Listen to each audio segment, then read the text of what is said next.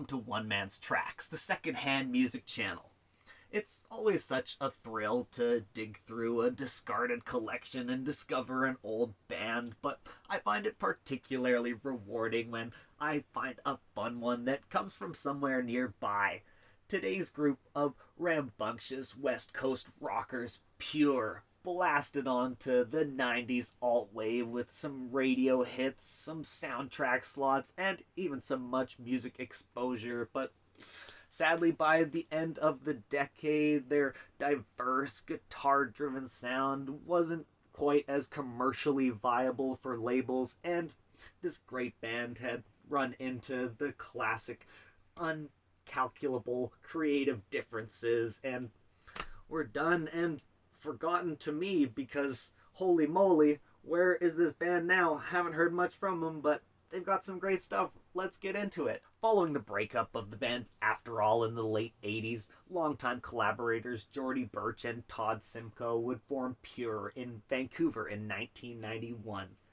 Geordie switching duties from bass to lead vocals and Todd staying strong on lead guitar. They'd be joined by keyboardist Mark Henning, bassist Dave Hadley, and After All drummer Lee Grant, signing to Warner subsidiary Reprise Records the next year and releasing their already completed Greed EP that would be quickly followed up by Pure's Jerry Harrison produced full-length record Puraphernalia. In 94, they dropped their sophomore record, Generation 6-Pack, but learned while they were on tour in Australia that they'd been dropped by Warner.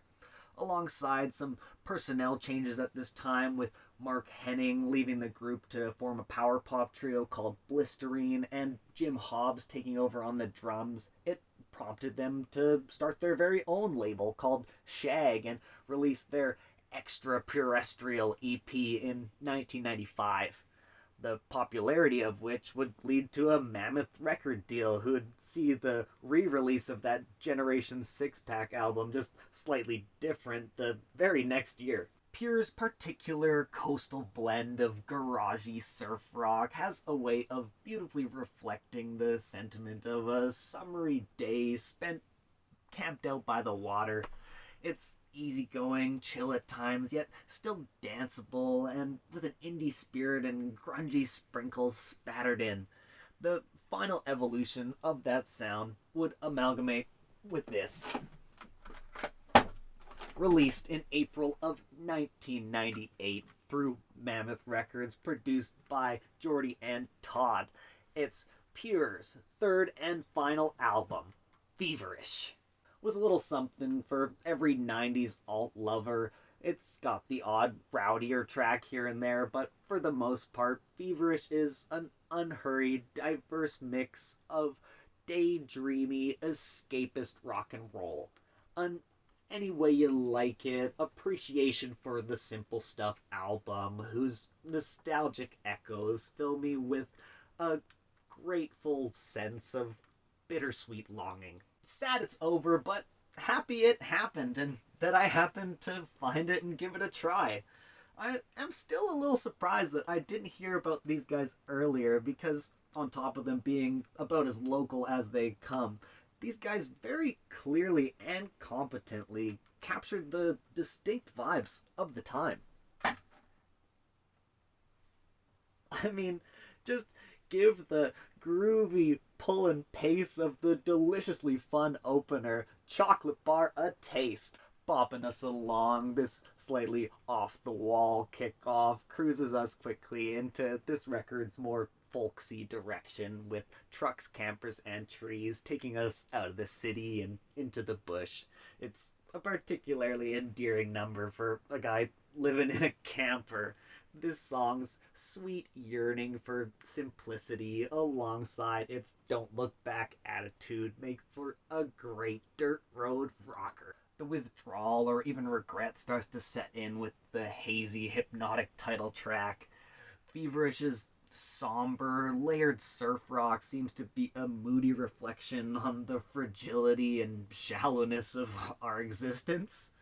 It's then followed by Swinger, a totally unsure, discouraged, trapped, and lonely track that is theatrical and somewhat grungy. It might be about the need for clearer communication because it seems to be a flip-floppy situation. The record reaches its emotional boiling point with their basketball featured track, Tennis Ball.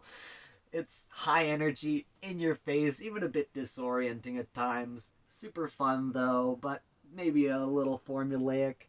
I prefer the Elvis Hooker's gritty, fuzzier, kind of bluesy foot stomping energy. That song, however, kind of feels like it ends a bit unceremoniously. Maybe the arc doesn't hit a full cycle or whatever.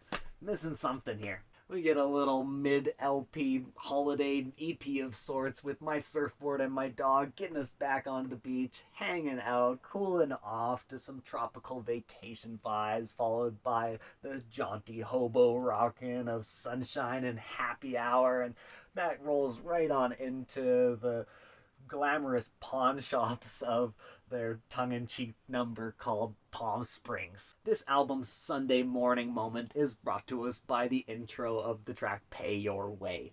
A fabulous, airy, subtly psychedelic track that softly tells it like it is.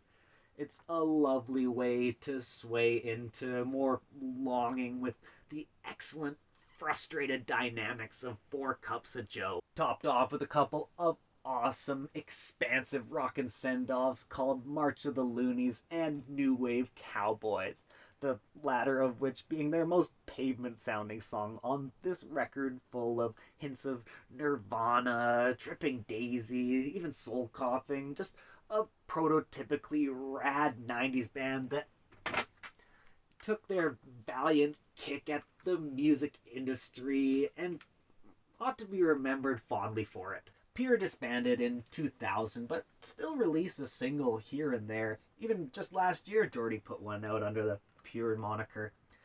Most notably, though, back in 2013, they'd release, I guess, Todd Simcoe's posthumous track, the last Pure song he'd play on following his passing in 2012. He had moved more to a production role, even helping produce After All singer Scott Akumba's record, Hello, My Name is Satsuka, alongside a bunch of other good stuff. Geordie released a solo album following this, and eventually would reconnect with Mark Henning and form the group Guilty About Girls. He's seemingly a consummate artist and now part of a surf rock group with the KLF connection called The Wives. I'd love for you to give this album a listen and leave me a comment telling me what bands it reminds you of. Otherwise, go check out some more Vancouver groups. You got Twee Band Gaze, you got Nardwar's group The Evaporators.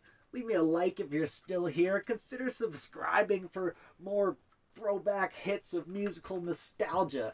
Thank you so much for watching, guys. Hopefully I'll see you on the next one. Take care.